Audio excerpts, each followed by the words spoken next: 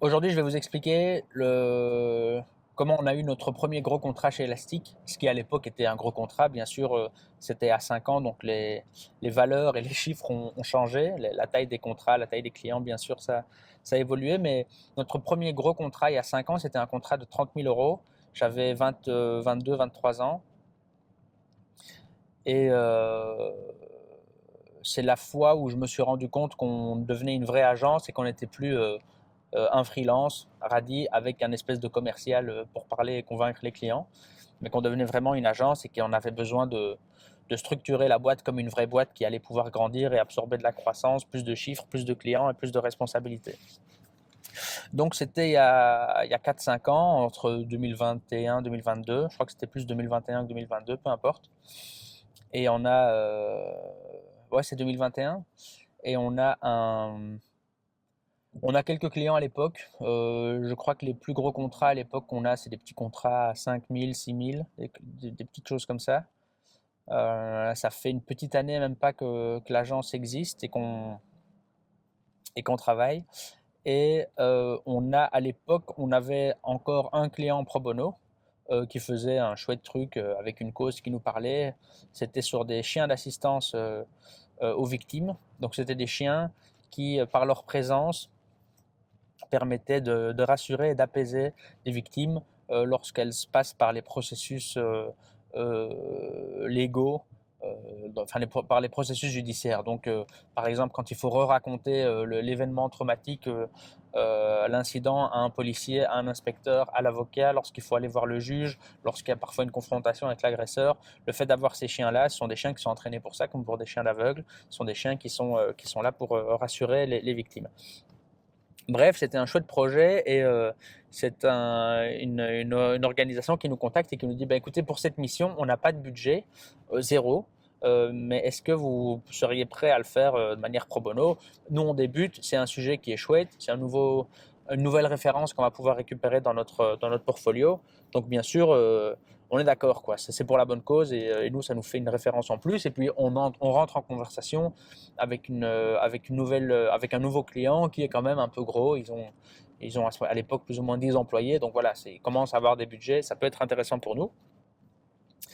On accepte et on fait vraiment de notre mieux. On fait un super boulot, on fait des allers-retours, etc.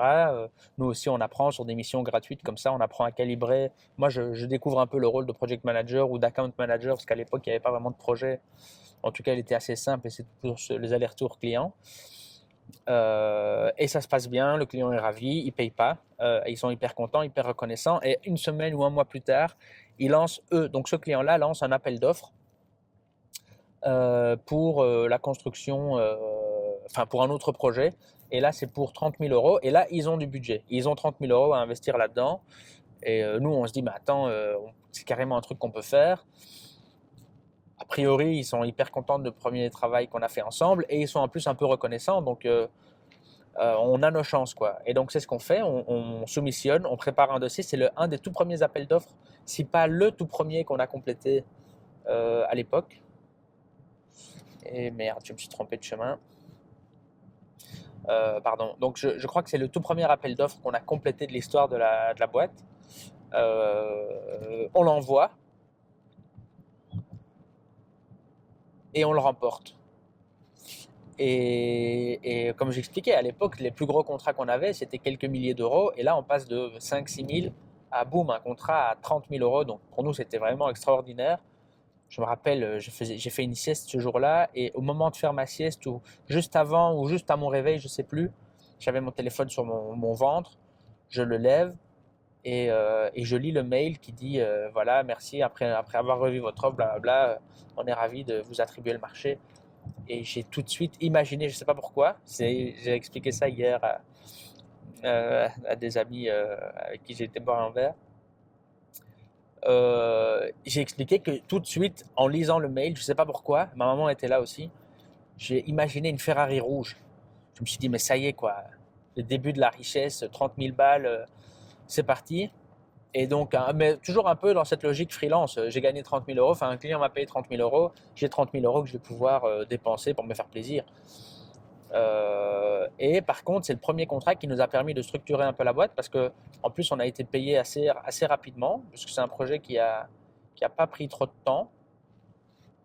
Et donc, on avait beaucoup de trésorerie. Et puis voilà, c'est les premières décisions, les premiers. Oh là là, je me trompe tout le temps de chemin, c'est pas grave. C'est les premières décisions, c'est les premiers salaires, les premières gestions de budget, les premiers achats d'équipements aussi. Et donc, ouais, c'est vraiment le contrat qui nous a fait passer d'une équipe de freelance qui gagnait, on va dire, je sais pas moi, 3 4 000 euros par mois à deux, pour juste pouvoir se payer, hors taxe bien sûr, juste pour pouvoir se payer et vivre de ce truc-là. On est passé de ça à des contrats plus importants où on doit sous-traiter une partie du travail, où on doit acheter des outils, des licences, etc. pour les clients, et en plus avec de la trésorerie qui permet un peu de rentrer dans la gestion de la boîte. Et spoiler, j'ai toujours pas eu de Ferrari rouge. Là, j'ai une Mercedes noire. Bon, ça vaut ce que ça vaut. C'est pas la Ferrari que j'espérais à l'époque.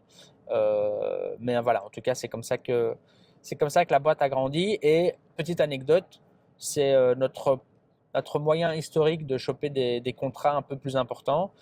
Et jusqu'à présent, 5 ans plus tard, les appels d'offres, c'est toujours notre moyen de passer des caps. Donc le premier contrat à 5 chiffres, on l'a eu avec un appel d'offres.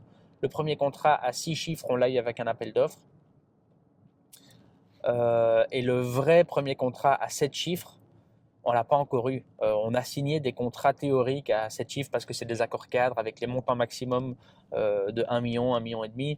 Mais en réalité, dans les volumes de commandes de clients, on n'est pas du tout à 1 million. Donc, on n'a pas encore réellement eu de contrat à 1 million. Mais a priori, il y a beaucoup de chances que ce soit au travers du levier des appels d'offres.